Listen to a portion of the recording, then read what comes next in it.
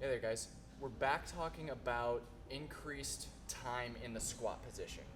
We know that the more that you can be in a squatting position, the better health that we see overall with our hips, our low backs, even into our knees, right? So one asks then, how do I increase the amount of time that I am in the squat without burning myself out for the rest of the day, right? More than likely, unless you're crushing workouts every single day, you could probably hit the squat and not be totally destroyed, especially with your increased amount of time, right? Dr. Kelly Starrett, Supple Leopard, Mobility WOD, the Ready State, amazing doc. He challenges his patients and the clients that he coaches to at least get 10 minutes a day into the squat.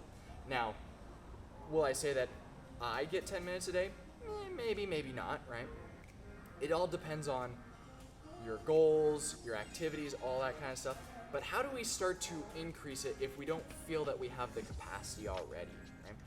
And of course, you can always get into the squat and hold on to something, but if we want to talk about skill transfer onto other activities of lifting, whether we're talking snatch, clean and jerk, right? I want to be able to be in the squat and be able to do something with my arms. So what we can do is we can mount up on our rig using, I like to use the large band.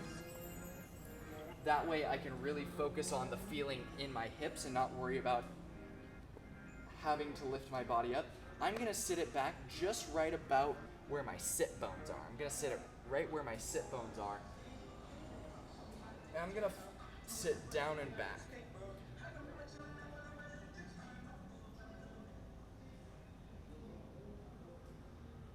Freaking loud people. So I'm gonna take that band and I'm gonna put it right about where my sit bones are. All right. And from here, I can drop down and back. And what this allows me to do is this allows me to really start to think about, okay, can I pull my knees up into my chest and really pull my butt down towards the ground? Because in this position, I'm getting maximum amounts of hip flexion with also internal rotation. We talked about that in the video here, whatever. But I can also work on my spinal stability, right? Before, as you saw when I was in that front rack position, I was kind of dumping, right? Versus here, I can think of, okay, I can create some stability and get comfortable in this position. Now, of course, we don't want to rely on the band to do all of our work.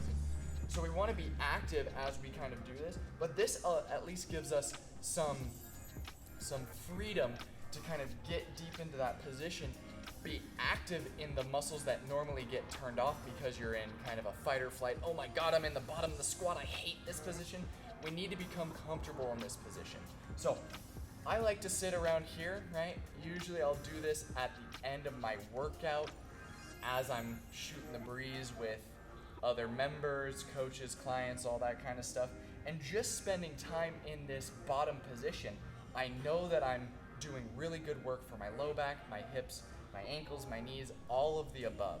So again, if you don't have a rack, what you can do is you can thread your band through the middle hinge of your door and sit back into it. It's not gonna snap your door off unless you're using a absolutely ridiculous band and you're jumping around or anything like that. And you want to also make sure that you're using a heavy enough band that you can sit down into it and rely on it just for a little bit as you start to get more comfortable in the bottom of the squat. Great drill to get comfortable with. Play around with it. I would recommend 2 minutes, 3 minutes a day, right? We can start to build our way up to the 10-minute squat test by Dr. Starrett. But play around with that. We'll see you in the next one.